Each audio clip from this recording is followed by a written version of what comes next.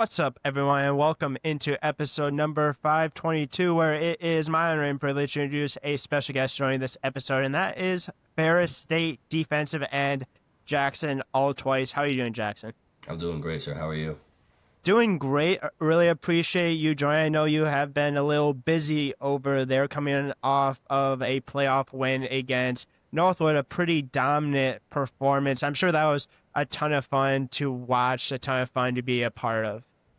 Yeah, it definitely was. Going through the regular season, you always try and take it one game at a time, and sometimes, the playoffs, those kind of situation changes, and the pressure Yeah. is higher and the stakes is higher. But I think as a team, we always, just kind of keep it within us and focus on us, and try and be the best we can be. So.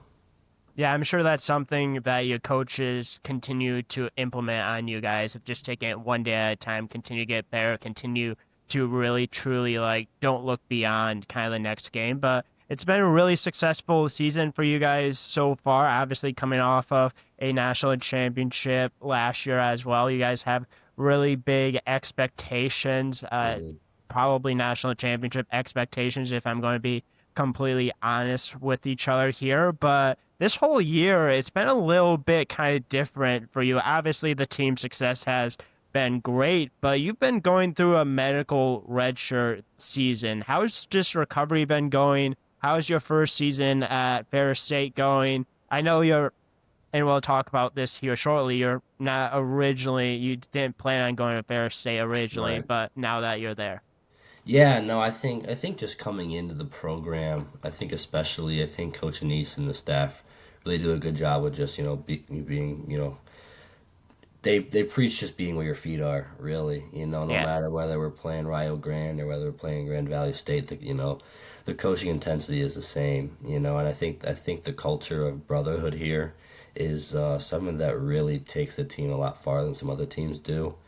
We had this saying, it's an acronym called FOLD, and it's called Faith, Order, Love, and Discipline. And our, Okay. our coaches really, really do, fall back on that a lot and really preach that, faith in the sense of have faith in your training, have faith in what you're doing, and Yeah. order, being able to do things, efficiently, equitably, and, that's going to really, impact you. Love, just love each other, love the coaches, love what you're doing, love your Oh, yeah. teammates and discipline. So that really kind of carries the program, I think. I think for me, especially coming in as a transfer and kind of coming into a different environment, different culture, I think it went as smooth as it possibly could have gone. Just the teammates, the environment is really top notch. And I think just the training staff and just the level of care that these coaches provide is different than a lot of schools, because for them it's more about football. Yeah. So I think that just plays to people who come from different backgrounds, different ethnicities, whatever you Oh, want to yeah. call it. It's kind of you can find your home here, and the coach is going to tailor it and help make it to what you need to succeed best. And I think that is a direct correlation to how my medical redshirt year has gone so far. Yeah, and that obviously makes it a little bit easier when you're transferring in, is not only having like a culture, having that acronym, but also having kind of like a background of success as well. Like if you have kind of those really like goals, like the chemistry, the Hmm. connectivity of a team, it's easier to kind of get into a program that truly has that kind of like buy into what they want to sell. And it seems like it's really easy to kind of buy into what Ferris State wants to do because they not only talk about it, but they Yeah, preach it, they demonstrate it. It's just really what the program is. yeah, 100%. I think they have routine, and they stick to it. So yeah, Yeah, and it's obviously, like you mentioned, it's different from the school you transferred from, but it's also probably a little bit of like the accountability part of it, a little bit probably still kind of transitioned to Ferris State, but like I mentioned at the beginning, you did not start at Ferris State. You actually committed to play at Air Force. Just talk about kind of your football journey up to that point, and then when you decided you want to play college football, and just kind of going into like the commitment to truly want yeah, to go to play football at Air Force. yeah. No, I mean, I knew I wanted to play college football from a young age. I grew up playing sports. I grew up in an athletic family. My mom and uncle and grandpa all played Division I basketball. My grandpa played Division I Okay. football. I come from an athletic family, and I'm competitive, and I want to be the best at whatever I do, whatever field I'm in. Yeah. So that's kind of where that love and that drive and that passion came from. I think definitely in high school, I kind of had a chip on my shoulder. I came from a little nicer area, and especially in Michigan, these coaches and these schools really only go to like Grand Rapids or Detroit, the Yeah. bigger town area. So for me, that was kind of like my why, my motivation is I want to just because I'm from a certain part of town and some certain state, doesn't mean that I can't still hang with the best people from Detroit or other states. Oh yeah. So I think that kind of competitive drive kind of really fueled me.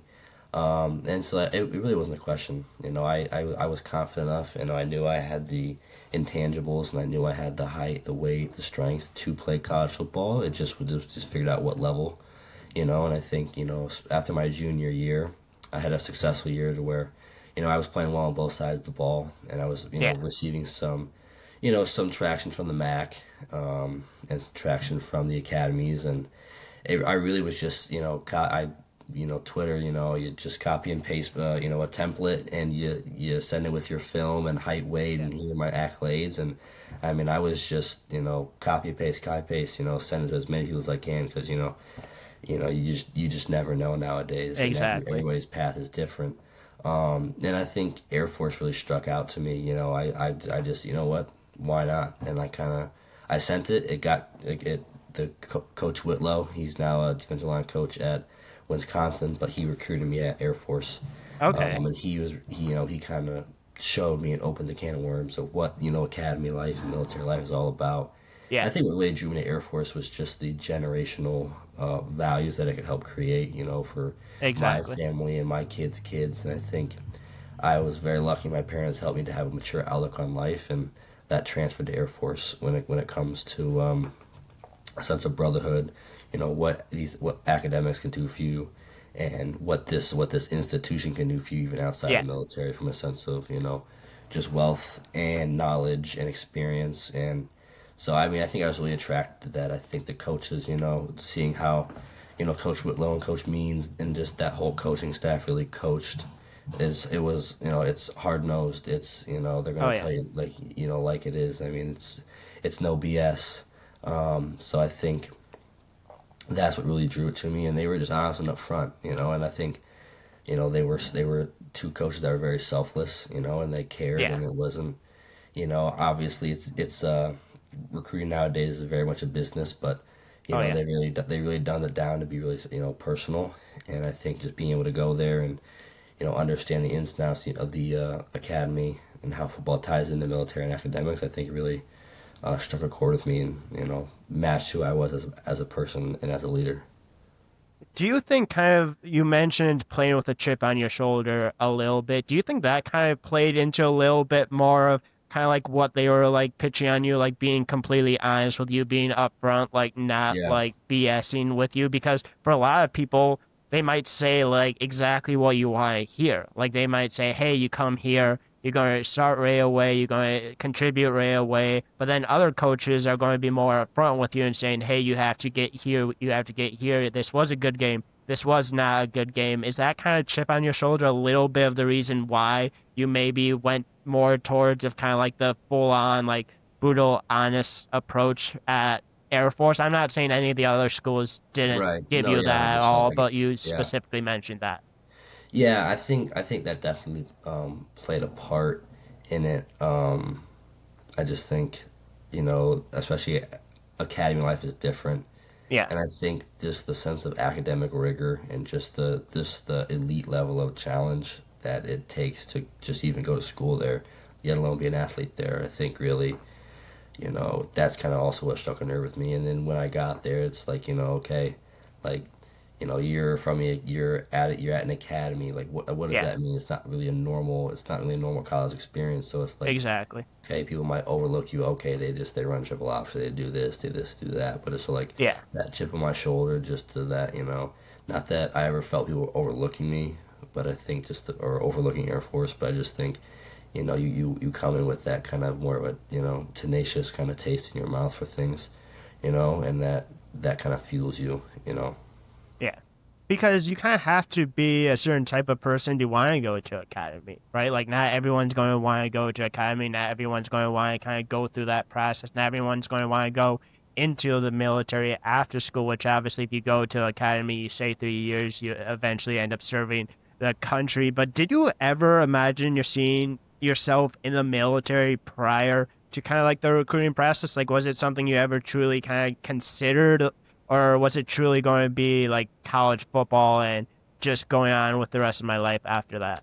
Yeah, I mean, I didn't really think of it. I always, respected the military, and me and my family are Yeah, very patriotic, and we appreciate it. And I've had, my whole, my family absolutely. has served in all the branches. So I mean, there was definitely that aspect.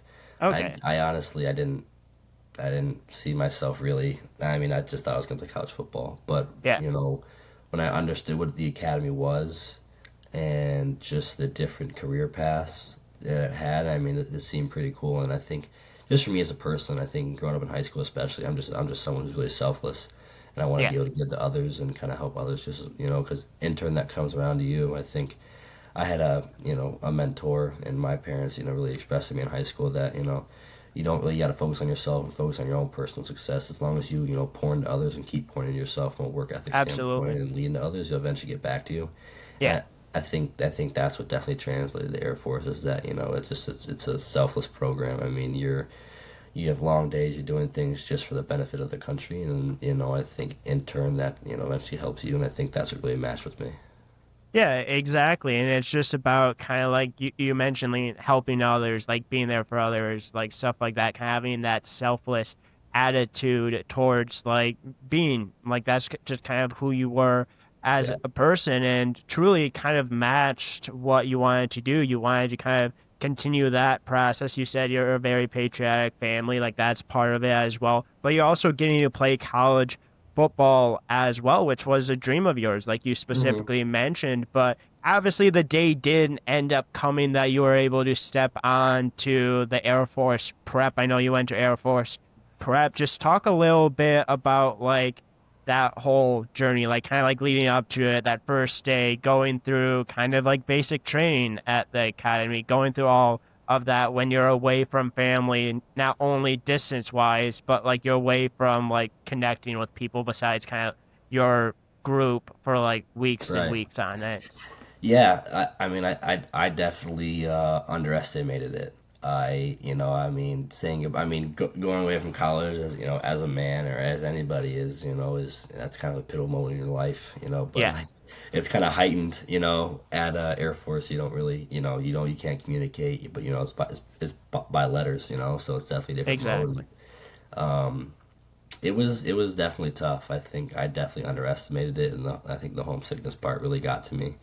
But I think just with basic training, you're thrown in, to the den of wolves, and it's like trial by fire, So you got to really lean on each other, and you really create special bonds with the people around you, Yeah. no matter who they are, because you got to rely on them, you really learn a lot about yourself fast.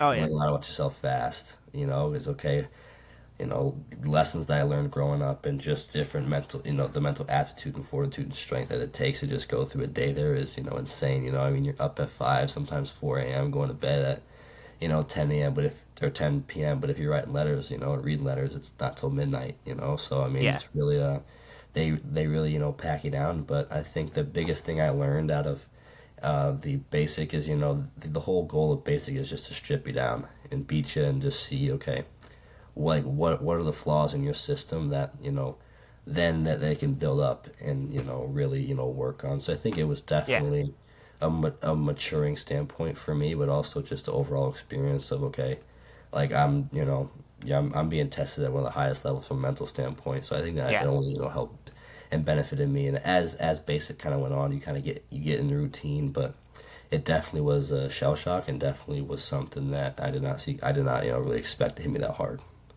What would you say is like the biggest like rude awakening you had during that? Like obviously like it's a whole like it's just hitting you like right Right. away. Like it's so much. It probably was overwhelming, but was there like a specific moment that you're like, was it day one when you stepped on campus? Was it a little bit into it, or when it was kind of like getting a little, I don't want to say quote unquote easier, but kind of becoming a pattern? Manageable. Was that when you kind of like started to say, okay, like I'm going to understand this, but still kind of like look at what I've done so far and look at how far I've come?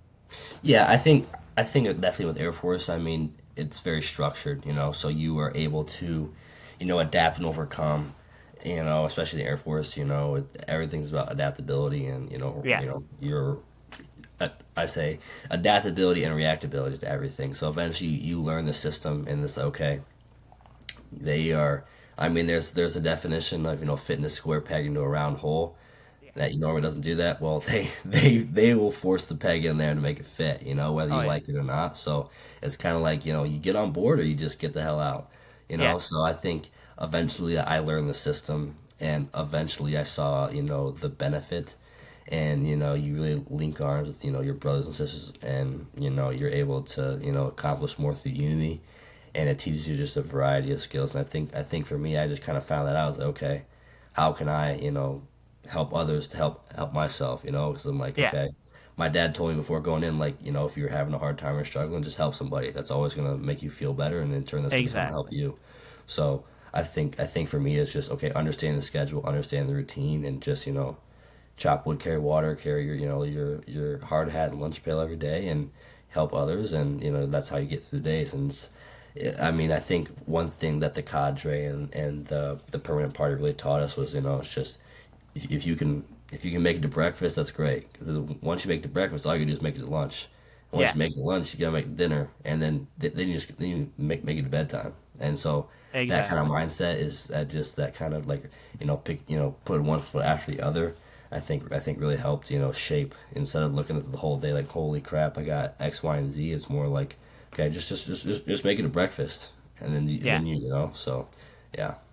Yeah, take it like one step at a time, but also you did mention as well, like it's one of those things that like you either adapt to it or like it's not going to work out for you. It's And a survival lot of of the people, fittest. It is yeah, survival of the fittest.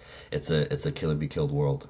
it Even is. even in today's age, and especially in the military. I mean, that's just what it was. It's kill or be killed. So you get on board with it, and you ride the wave, or you just can just get left behind.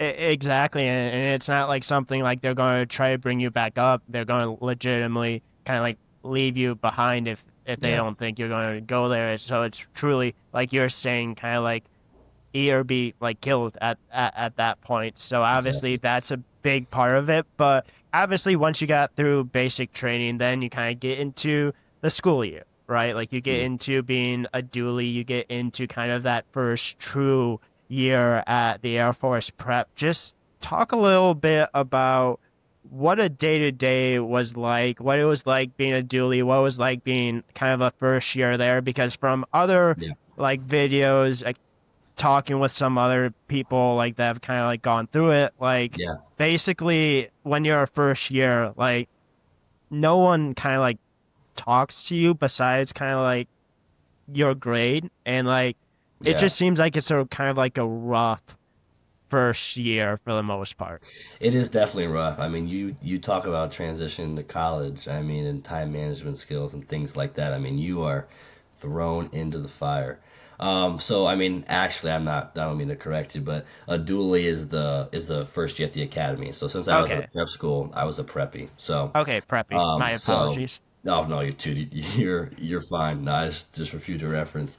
So I was a preppy. So I mean, I couldn't talk to people up on like we call up on the hill, because the academy is literally 300, 400 feet higher in elevation. So Yeah. being a preppy, you couldn't do that. There's definitely rules and simulations, but I mean, for me, I was kind of thrown in, to I really had to time manage myself. I mean, I struggled my first quarter there because not only I was on the football team, but I was also in and trying to figure out school, Yeah. and I was also in a leadership position, within my squadron where I was in charge of 70 people, and the standards and regulations, making sure that is upheld. So my time management was just crap, So I think for Yeah. me, my like a day-to-day basis was I would wake up at 5 a.m. I would get my uniform, I'd put it on, I'd clean my room, I would go to breakfast, right when it opened and be done by 6:30 because I would come back and I had to wake everybody up and I had to make sure their rooms were in order, make sure they were in order. Otherwise, I'd have to address some disciplinary actions. And then I would go to class. You go to class from like you have more information at 7. Go to Yeah. class from like 7:30 to 12. Sometimes you have periods off, but you're still going to study time and you're still going to they call it EI, which is extra instruction. So you're going to teachers for Okay. help, and then you go to lunch. You go to lunch for 30 40 minutes, and then you have military training, which can be an array of field exercises, lectures, Yeah. working with your hands, whatever. And then you have a designated block for tutoring time from like 2 to 3. So Okay. you don't have to go. It's time for homework, but it's kind of like you should go. I Yeah. mean, especially for me, I definitely needed it. Um, and then from there, you have football from 3 to 6:45. From three to six, you lift, you have practice, you have meetings, Yeah. and then it's dinner, right? And so that by then it's damn near 7 o'clock, 7:30 p.m. And then you have mandatory study time at night. You have the doors open and you're studying until like 9:30. And then after that, I still had my leadership responsibilities to do. So I would get to bed till 11, Yeah. and you got to do that 5 days a week. So and then traveling on top of that. So that's kind of what a day to day life looked like there. Okay. So I mean, you are packed to the brim. So not only do you have to be alert all day, but you got to make sure you're getting things done in a timely fashion. Yeah. And you're staying on top of things because if you fall behind, I mean, you're just creating more work for yourself, and you're gonna stay up later. So, yeah, So football was probably a little bit of back to normality, a little bit like kind of like you're playing football. Like this is something you've played a little bit, kind of like stepping away definitely a on the little back bit, burner. yeah, from the craziness. But even that, I'm sure it was probably really hard practices. I'm sure it was very structured. I'm sure it was very high demand as well. Like even going through like those practices, like it was a step away, but at the same time, like you're still expected to perform. Yeah, I mean, I had a great coaching staff there. My defensive line coach, Coach Jones. I mean, he played at the Division 1 level and has coached all over. And our head coach and assistant coaches, played at the Air Force Academy and were as high as a major and a lieutenant colonel. So not only is it Yeah. structured, but you're getting like first real world experience, just in the military aspect and customs and courtesies and what that looks like. So it was very structured, and you're at altitude. I mean, here in Michigan, I mean, what we're 500 feet above sea level, and there you're Yeah. damn near close to 7,000. So I Yeah. mean, even that is just crazy. And I mean, coming out of basic, I mean, I dropped 20, 30 pounds. I came in 245, 250, and after basic, I was 222 soaking wet. So trying to just gain weight and Yeah. have that much activity is definitely a tall task, but it teaches you patience and it teaches you definitely delayed gratification, and understanding that it's about the process, and that if you don't take things one day at a time, then if you lose one day, I mean that's one day. Rome Yeah. wasn't built in a day, but it's all about consistency. So Yeah, it's all about obviously getting better. You have the coaches around you to get better. It's about preparing you for mhm. eventually going to like Air Force, like going to the school, quote unquote, on top of the hill. But it truly seemed like you loved your time playing at the Air Force prep. I know you had practice, you had games. Like, just how cool was it kind of getting to travel, experience all that kind of stuff through like a football kind of like lens?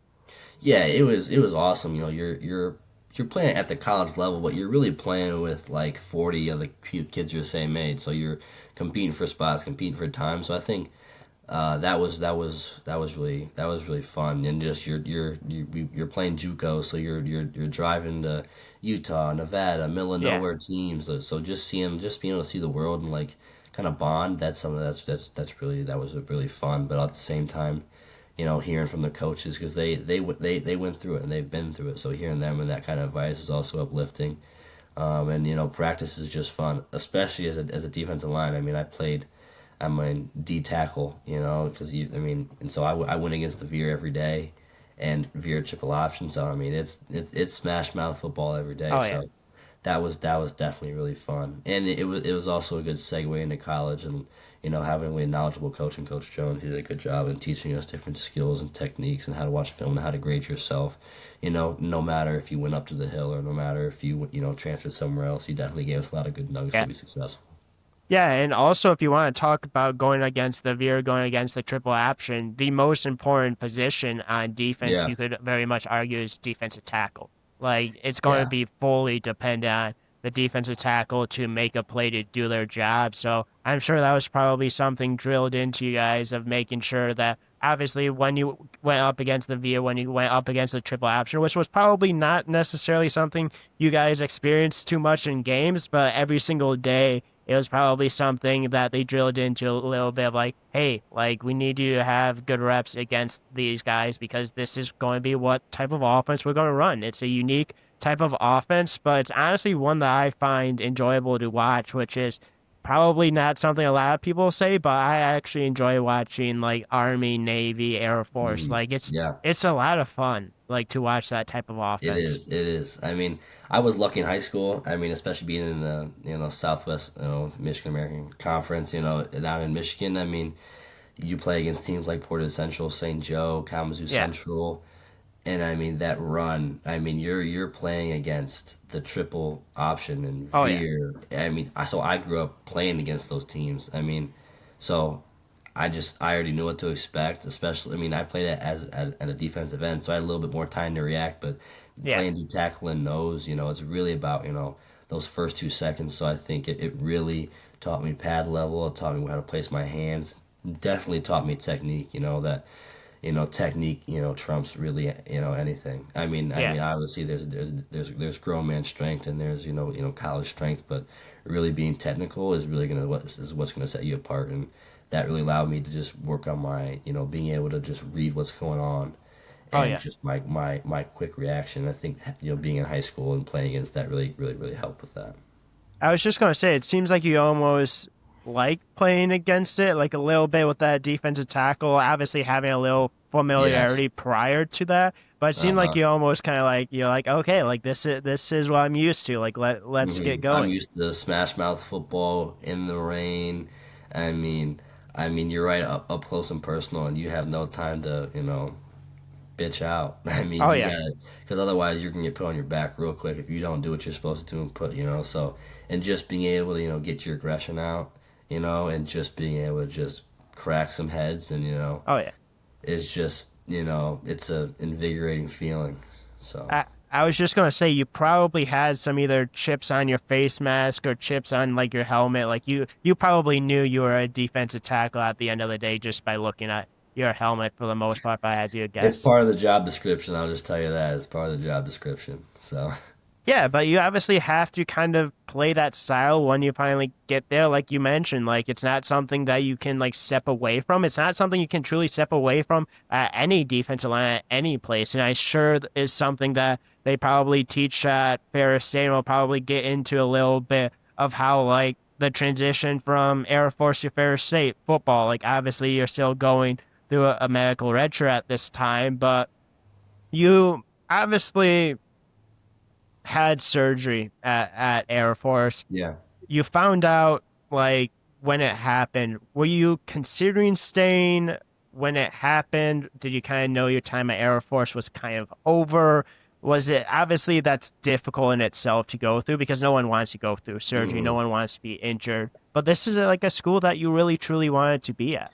Yeah. I think, be full transparent. I actually started to love the military life way more than football. Because football's kind of third on the list there at Air Force. So, Yeah, I was really immersed in the military life and the leadership aspect. And, I was immersed in the culture. So I think when I had my surgery, it was definitely kind of, I had to really take a step back and kind of, okay, assess, pros and cons and, my advantages, disadvantages and strategies. And it was really tough to be honest because being out for that long, yeah, especially out of school, having surgery and having to be in a week or two out of school towards the end of the year during exam time where they're throwing tests and homework at you is really difficult to keep up with.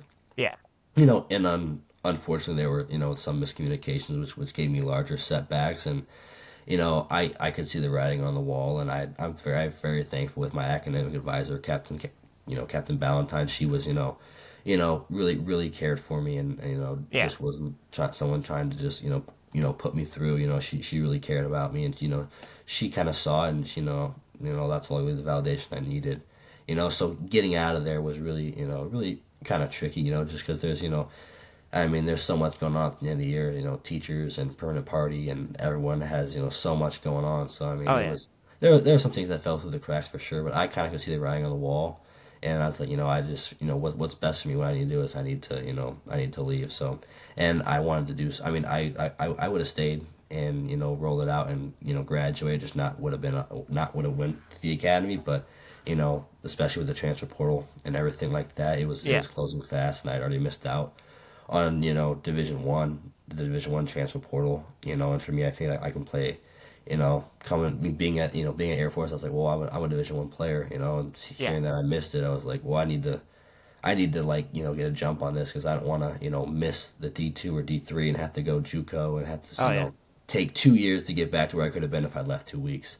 Yeah. So that was definitely hard. But I'm so thankful for my time at Air Force. I mean, I would break an arm and leg just for the guys and girls there that I met, and I have nothing but respect and so much appreciation for the coaching staff and the administration at the prep school for the military and academic side of things. And I'm just lucky to have been able to go through that, but definitely was a hard choice. Definitely was a hard Yeah. choice, and I had to really grow up quick and realize and manage a lot of different things. And at the end of the day, you got to do what's best for you, and that's what it was.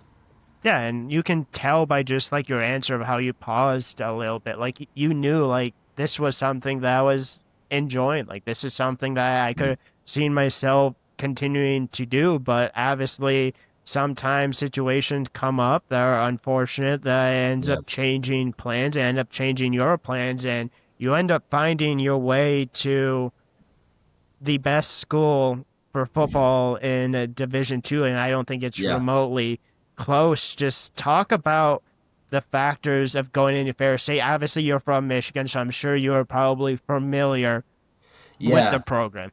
Yeah, so I mean, I was recruited by, Grand Valley State and Ferris State, my senior year. Obviously, I knew I was going to Air Force, but there was, the admissions process for Air Force is very long and extensive.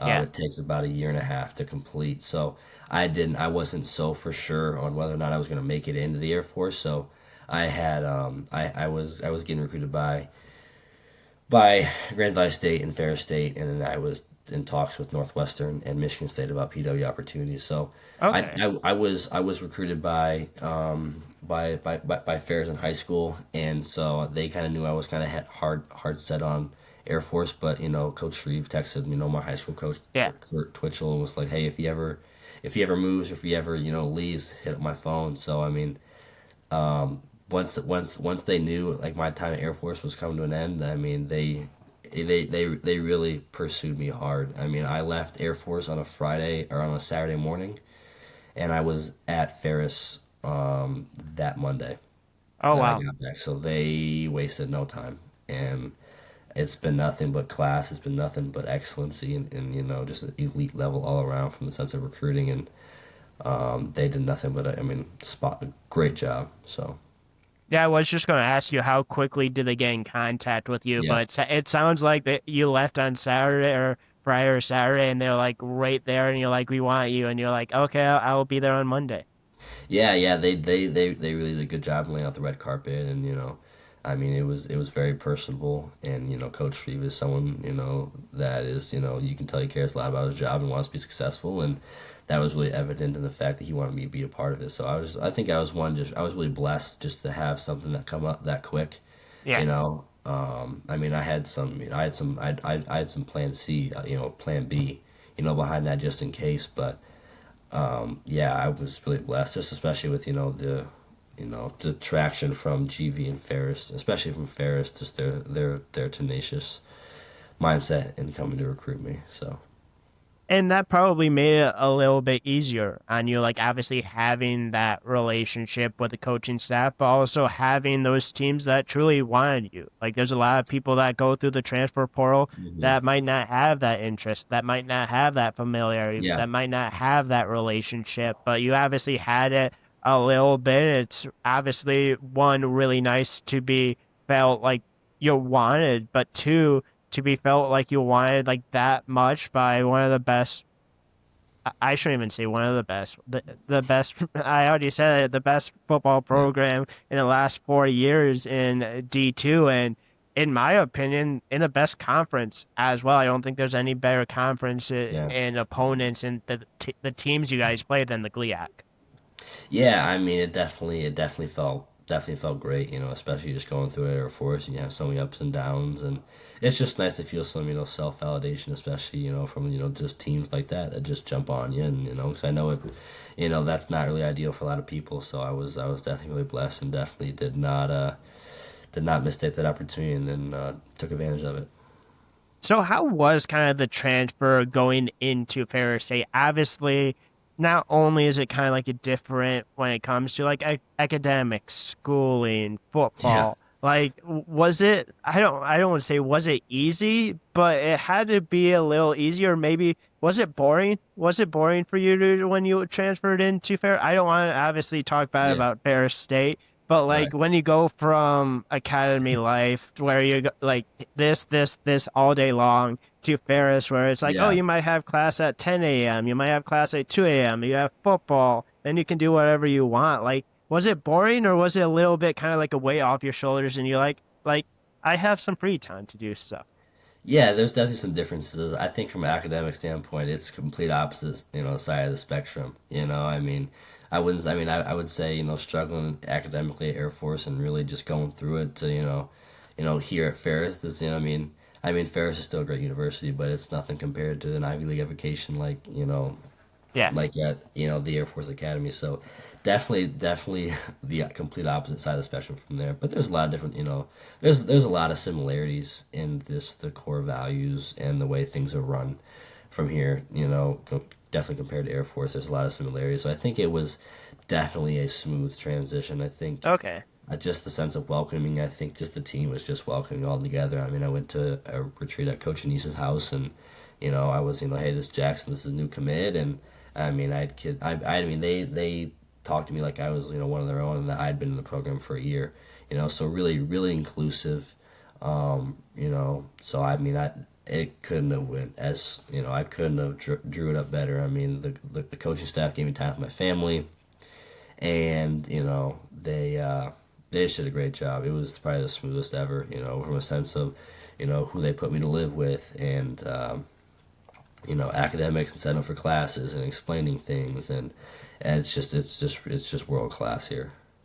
Yeah, and like kind of like back to the beginning of what we're talking about, how there's core values, similar core values that you had at Air Force to like Ferris, like what the football team wants you to do. Like you talk about kind of like loving your teammates, buying in, stuff like Yeah, that, helping others. Obviously, it's a different, I don't want to say it's a different way, it's a different kind of like lifestyle, but like you can still have the same type of core values and still type of team camaraderie that truly kind of helps you like buy in and saying, hey, like this is different, but this is what I was feeling at my past school as well.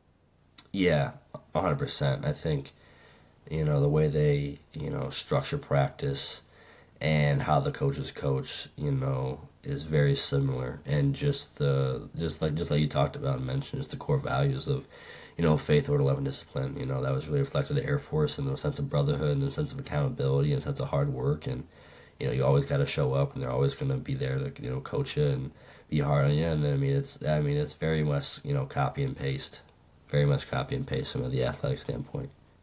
Do you think that's what kind of makes Ferris State special and just how close the team is because of like that kind of stuff, because of like the culture, because of the chemistry, because of just the buy-in to the program? Because you obviously have that, but then again, you have the history of winning. Like it's a winning program. Like that's Hmm. just what Ferris State is.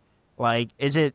I don't want to say is it the. It's not truly just the winning, but that probably helps a part of it as well.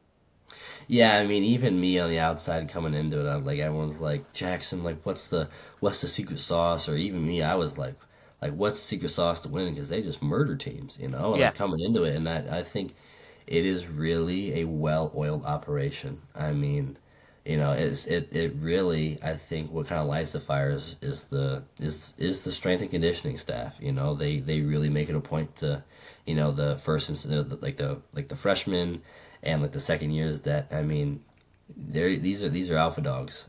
Like Yeah. this is not no regular D2 program. They make it know that we're the best and that there's a standard, and the strength conditioning athlete does a good job of lighting that fire into our belly of you either get on board, or just like Air Force, you can get the hell out of here.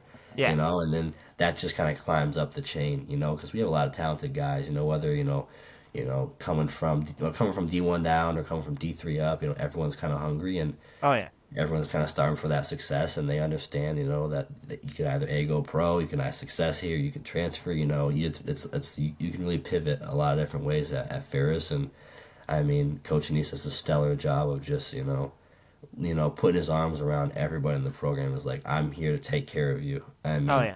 a lot of the kids come from different backgrounds, and I mean, I've never seen a coaching staff be so invested in just kids' success, and just hearing, like, especially on my visit, being able to sit down with Coach Anise and him explain to me, outside of football, what they do for kids. I think Oh yeah. that for me just took it off, and I was like, wow.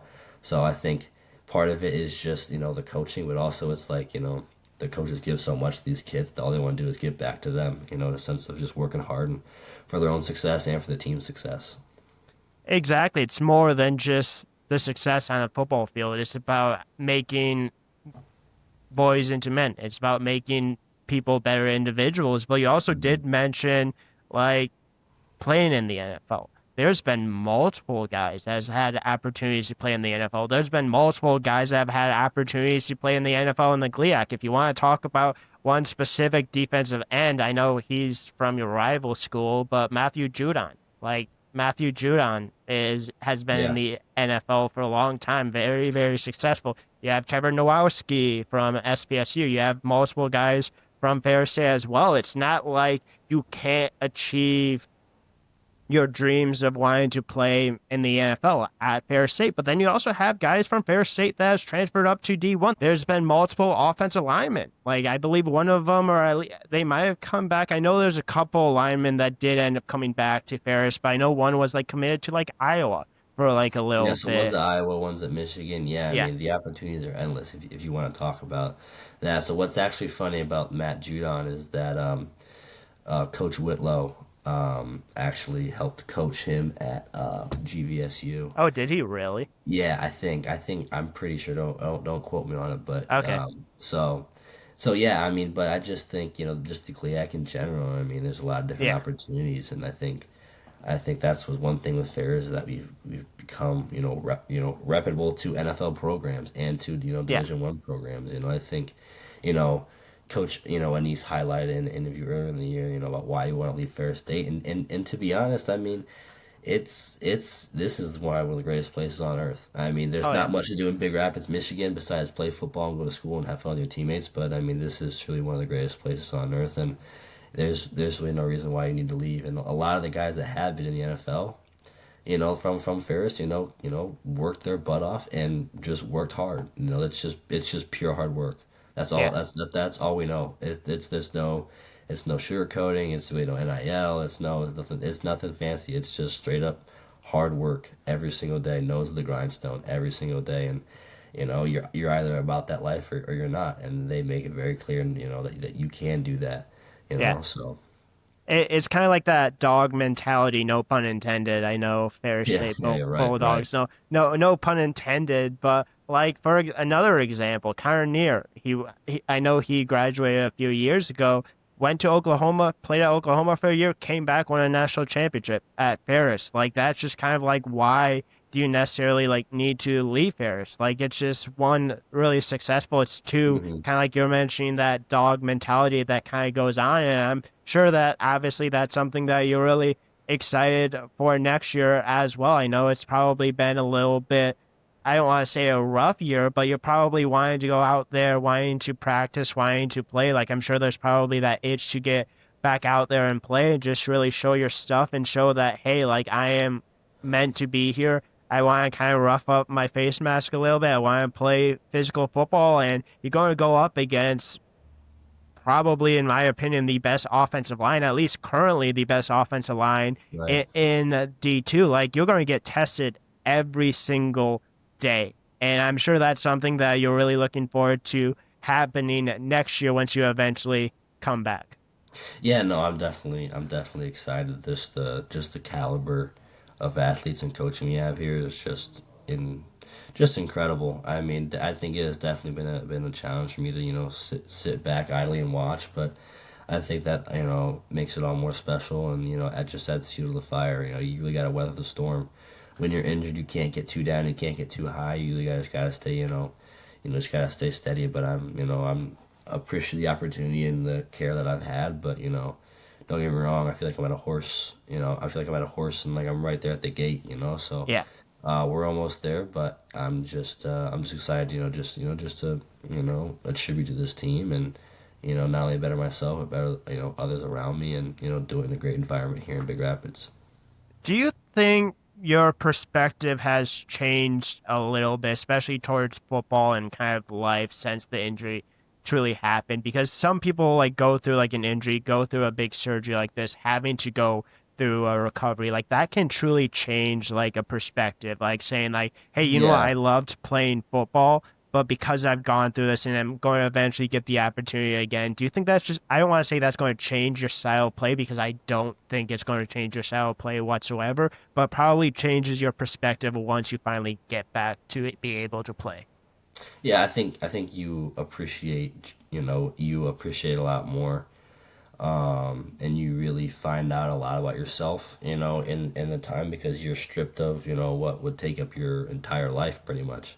So Yeah. I think for me, I've really, tried to hone in on, okay, how can I better myself? How can I continue to keep routine and not get lazy, and you can't live your life, angry and frustrated all the time, because it's Yeah. it's it's been a long injury. It's not like you roll your ankle and you can sit there and be pissed about it in 2 weeks and then get back into it.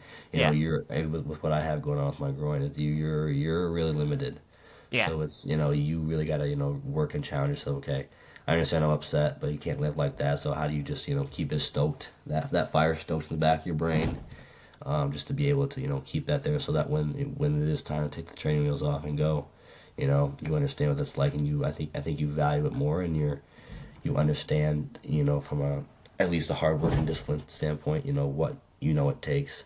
And I Yeah. think you're willing to go that extra mile. I think with anybody, they appreciate it, they cherish it more, and they understand what more they have to do to succeed. And you always come back stronger. Oh yeah. So Yeah, and what's do you think is like the biggest thing you learned about yourself, not only going through kind of the injury you're going through, but like how different of a person h- are you now, like than maybe like when you entered like the Air Force prep? Like there has to be like a different kind of mindset. You obviously we talked about the beginning, like time management. We talked about leadership overall. Like going through injuries obviously suck, and kind of going through what you did at Air Force probably sucked at times, but it yeah, makes you a better person. yeah. I mean, I think I'm a man of faith, and I think everything happens for a reason. And I live my life by this quote, and the greatest view comes after the hardest climb. And I feel Yeah. like we as people in life are constantly climbing up our mountain of life. And I feel like the Lord puts these certain landings for you to look back on and realize, okay, those steps were really steep, but I conquered it and I did that. And then you look up to the next section of stairs, and it's the same height of stairs you had been climbing up before you got to that landing. And it's like, well, I've already been doing this. I've been able to Yeah. weather the storm. I get it. So it's like I think for me it's more or less experience. Like I know how to mentally prepare, in advance for things, and I know how to deal with things when they come my way, or when I'm dealing with a mentally tough time in my life, or something, or an event happens. Well, I've already done that. I've Oh already yeah. done that. So like I've already weathered that storm. I've already sharpened my blade. This is Yeah. nothing new. It's just rinse and repeat. I think for me, I think I thrive on structure, and that's what Air Force gave me. So coming here and having a lot of free time, or I don't have my day really planned out for me. It's okay. How do I push myself to do that so that way I don't become, lazy or Oh yeah, sluggish? I think that's something that's been a real challenge for me. Is like, okay, I'm planning my days out through an Excel spreadsheet. I'm making sure I'm getting stuff done. I'm making sure I'm pushing myself to the caliber of person I am academically and mentally. exactly. Which is the physical components out of it. So, okay, I've got to really hone in on school, or how do I read? What do I read to better myself? So I'm reading a couple of Yeah. books, or just keep your mind stimulated because Oh yeah. I mean you're stripped with that physical activity, and in football it takes a lot of mental and film, but there's no reason to be Yeah. watching film or studying because you're not playing. So I think for me it's just I've been through like things like this before, but this is definitely unique, and I think I'm just gonna take it and keep climbing. Yeah, and sometimes things happen for a reason, like you mentioned. Like maybe you needed that year at the Air Force prep to learn specific things. Hmm. Maybe it was meant for you to be at Ferris State, and the way you got there was probably not necessarily the way you thought or what was going to happen. But like sometimes things happen for a reason, and we don't necessarily know the reasons why. I don't think we'll ever know the reasons why. But you mentioned like faith and how you're a big person of faith, and sometimes it's one of those Yeah. things of you just have to I don't want to say trust the process, but like you just have to trust his plan, and there has to be like a reason for these things happening, or there has to be a bigger picture that you just don't see, and kind of having that faith background, having that background Hmm. of like leadership, having that background of structure, like it's helped you become not only the person that you are today, but it's helped you get to where you are at Ferris State and hopefully get to some of the goals you have in the future as well. Yeah, no, 100%. I think that's been a huge backbone for me in my entire life. Is relying on the Word of God, and that type of faith aspect. I think for me has helped carry me through a lot of tough times. When I don't have things, I always know I can count and have on that. So that from a sense of peace and a sense of mental solidarity, I think that Yeah. that definitely helps me, you know, weather the storm just a little bit. So, 100% sure. Exactly. And there's going to be bumps. It's going to be a roller coaster. That's just what it is. And I know that you've kind of gone through that. Hopefully, this is the last time you're going down at the roller coaster. Hopefully, it's all upwards from here. But I do want to Yeah. end on two kind of like last questions. Like, Yeah. obviously, you're going to have a few years of eligibility left. Like, you're doing the Right. medical red shirt. Like, you Hmm. still have years left in college football. What are some of your goals? Like, is it like I'm sure team goals that we mentioned at the beginning, win a national championship, get better, but like overall, like what are some of your goals that you have that when it comes to the end of the day, when you play your last snap on college football, what do you hope to accomplish that will make you feel like okay, like I did everything I wanted to? Yeah, I think for me, just at Ferris from a goal standpoint, I obviously want to start and play and be successful. Yeah, I want to be one of the top players in the country, and I want to be an All-American, and I want to be, first team CLIAC. I want to be the best I can. I want to be an All-American. I want to get drafted from Ferris, and I want to be one of the best players. One of the best defensive players to walk through here. We've had a lot of talented defensive ends yeah, and defensive linemen. So that's a to be considered with those names would be an honor. And I think just having that as my mindset on my wall, really just pushes me. It takes a lot of work, but if you're gonna do something, why not be the best at it? Um, and exactly. even if you don't reach those goals, there's a saying, shoot for the stars, land on the moon. Yeah, You're still able to elevate yourself to a higher caliber. And I think for me, those goals of being All American, being first team GLIAC, and just being a great teammate. I think really encompasses my goals. Because the accolades are good, and that's awesome, and that status. But I think just being a better yeah. person, a better teammate, and a great leader, and knowing that people can rely and depend on me, I think means more than that. So Yeah, going back to like you being like selfless, like wanting to help other people, wanting to be a dependable person, wanting to be a person that contributes, wanting to be a yeah, person that you have teammates that want to go to you, wanting to right. be a leader. Like it's going kind of like we're full circle, like back to the very beginning of like, Hmm. hey, like this is who I want to be. This is Yeah, where I want to get to. And while all these accolades are great, I want to have all these accolades at the end of the day, if I get better as a person, if I'm a person that makes an impact on people's lives, that's okay as well.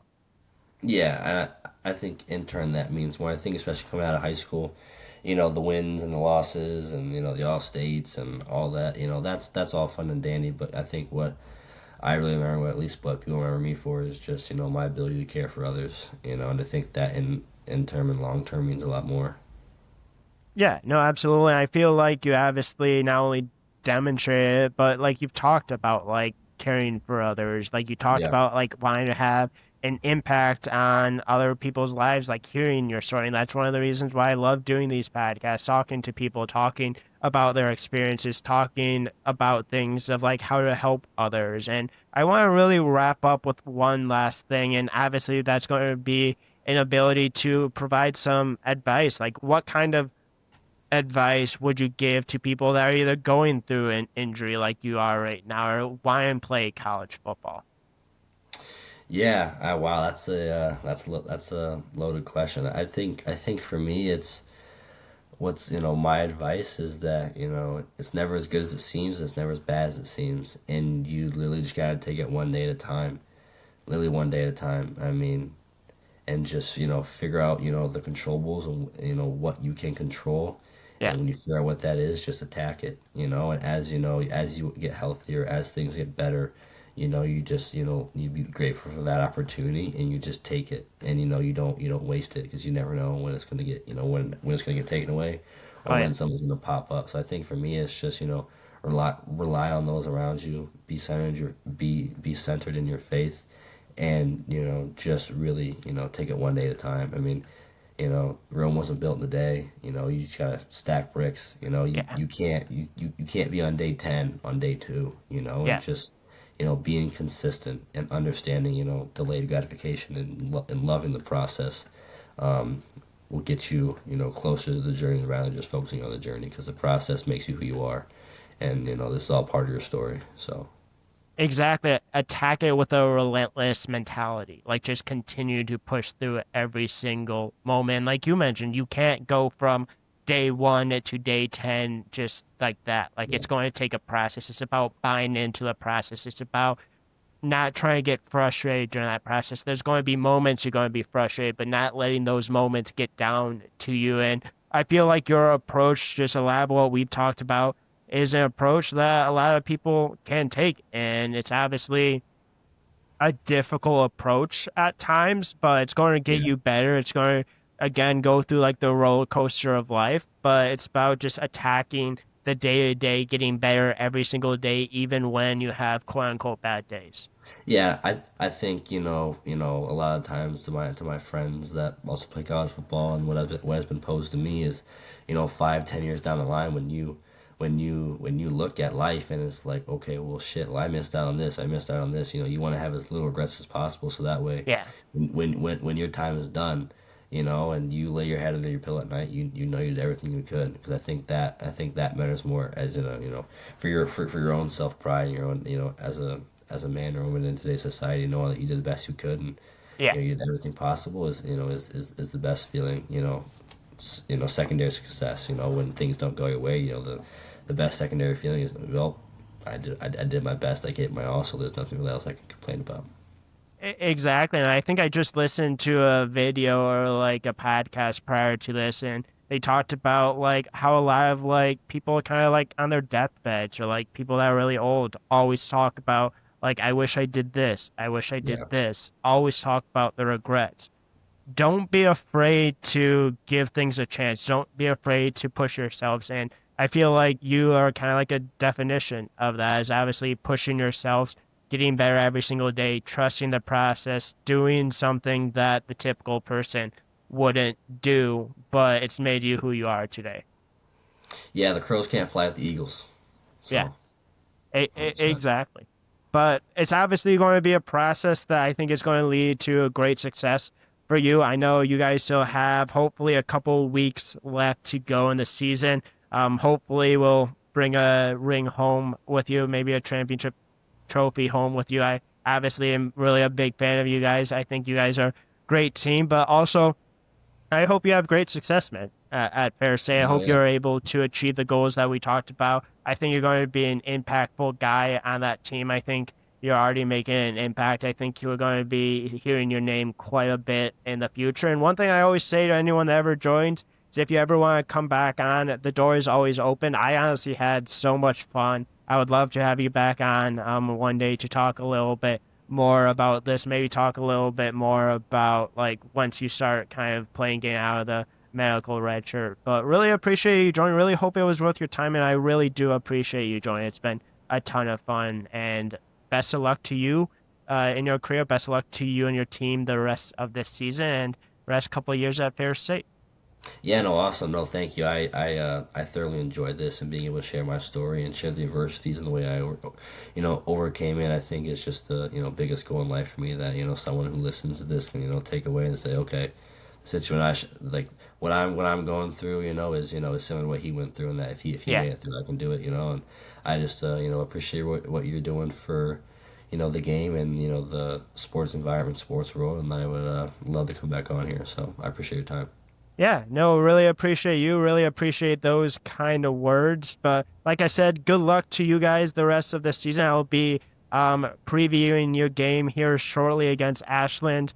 Little bit of a spoiler if this is posted before that. I think I have you guys winning against Ashland. Hopefully that comes true, and Yeah. hopefully we're celebrating at the end of the year with another Ferris State national championship. But again, process week by week. You guys aren't overlooking that. But yeah, no, thank you again for joining. That is a wrap to episode number 522. Thank you again to Jackson for joining, and tune in to the next episode.